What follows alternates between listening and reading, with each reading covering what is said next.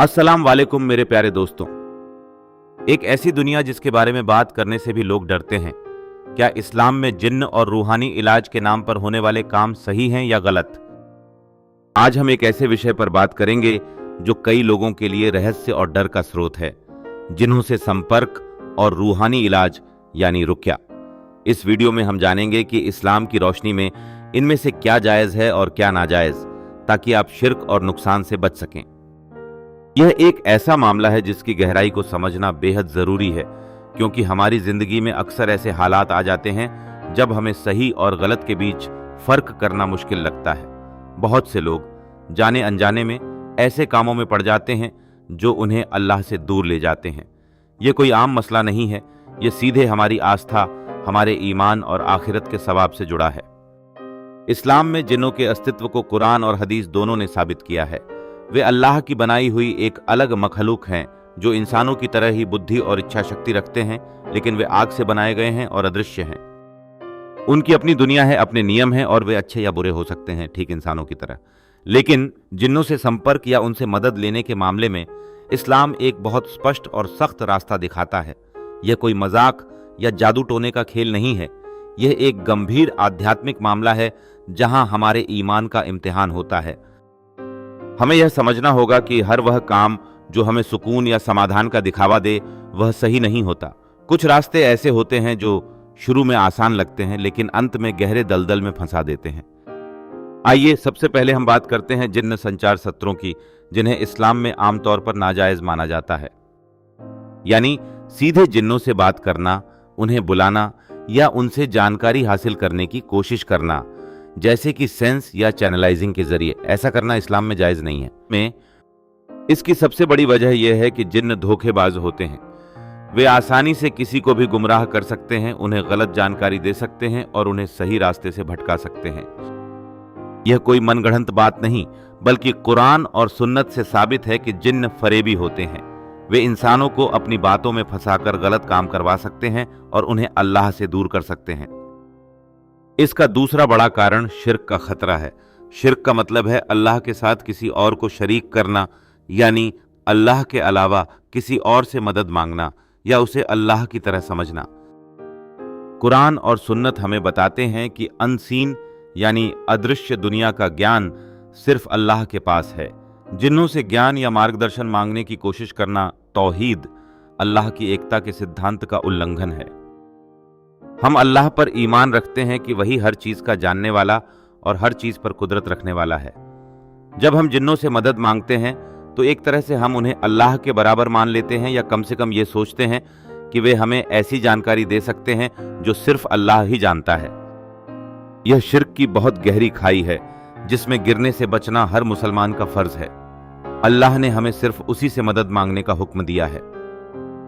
अब बात करते हैं रूहानी इलाज यानी रुक्या की। यह एक ऐसा अभ्यास है जिसे इस्लाम में जायज माना गया है, बल्कि सही तरीके से किया जाए तो इसकी इजाजत दी गई है और इसे सराहा भी गया है।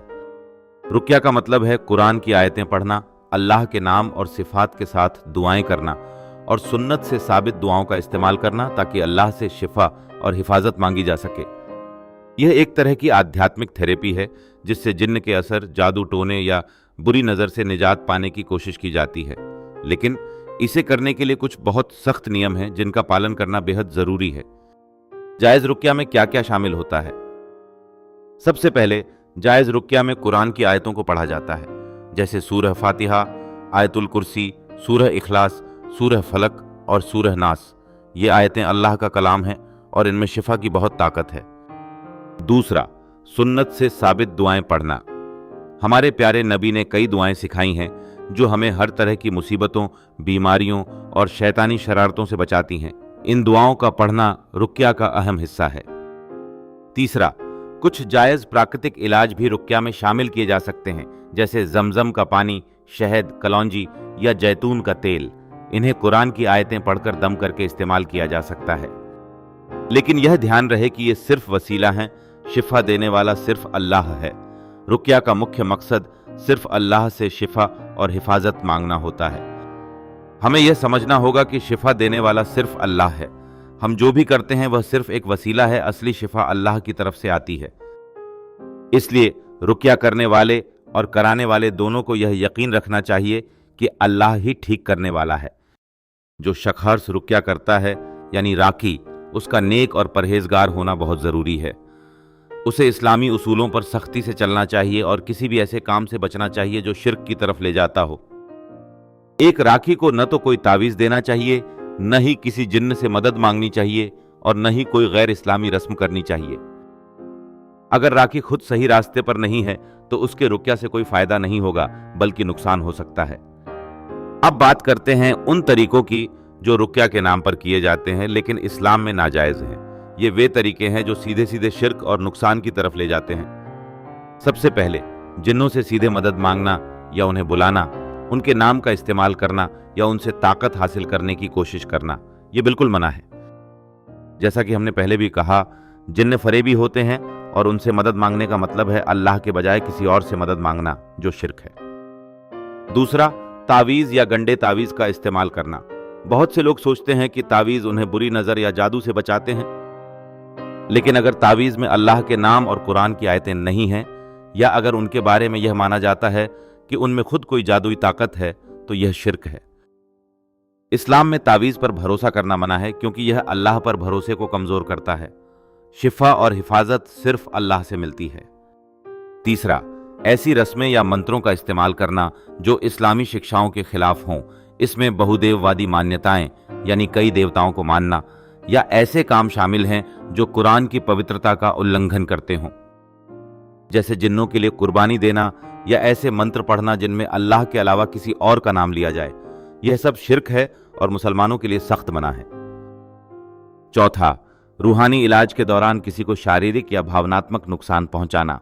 बहुत से लोग झाड़ फूंक के नाम पर मरीज को मारते पीटते हैं या उसे डराते धमकाते हैं। यह इस्लाम में बिल्कुल मना है।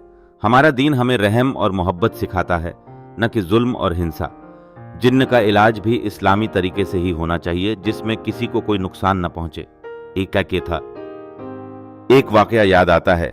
एक बार एक शख्स बहुत परेशान हालत में एक आलिम के पास आया। उसने बताया कि उसे शक है कि उस पर किसी जिन्न का असर है।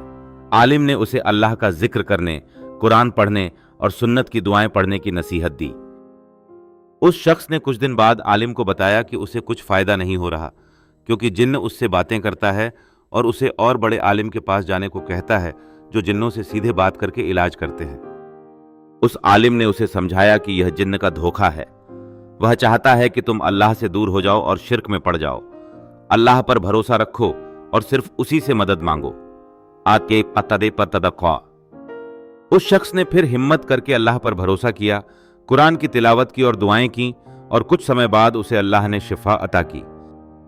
इस कहानी से हमें यह सबक मिलता है कि जिन्न बहुत चालाक होते हैं और वे हमें हर तरह से गुमराह करने की कोशिश करते हैं। तो इन सब बातों का निचोड़ क्या है? मूल इस्लामी सिद्धांत यह है कि हमें हर बीमारी, हर परेशानी और हर मुसीबत में सिर्फ अल्लाह पर भरोसा करना चाहिए। शिफा और हिफाजत के लिए सिर्फ उसी से दुआ करनी चाहिए। हमें कुरान और सुन्नत की हिदायतों पर चलना चाहिए, अपने ईमान को मजबूत करना चाहिए और दीन का इल्म हासिल करना चाहिए। हमें शिर्क से हर हाल में बचना चाहिए और किसी भी ऐसे काम से दूर रहना चाहिए जिससे किसी को नुकसान पहुंचे।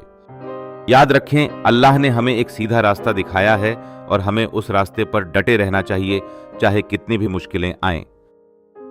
हमें यह जानना बहुत जरूरी है कि जिन्न की दुनिया एक हकीकत है, लेकिन अल्लाह ने हमें उनसे दूर रहने और अपने ईमान को शिर्क से पाक रखने का हुक्म दिया है।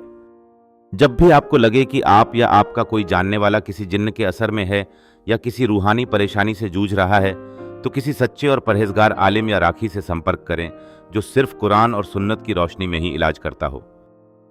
किसी भी ऐसे शख्स के पास न जाएं जो जिन्नों से बात करने का दावा करता हो या आपको तावीज़ देता हो या अजीब और गरीब रस्में करने को कहता हो।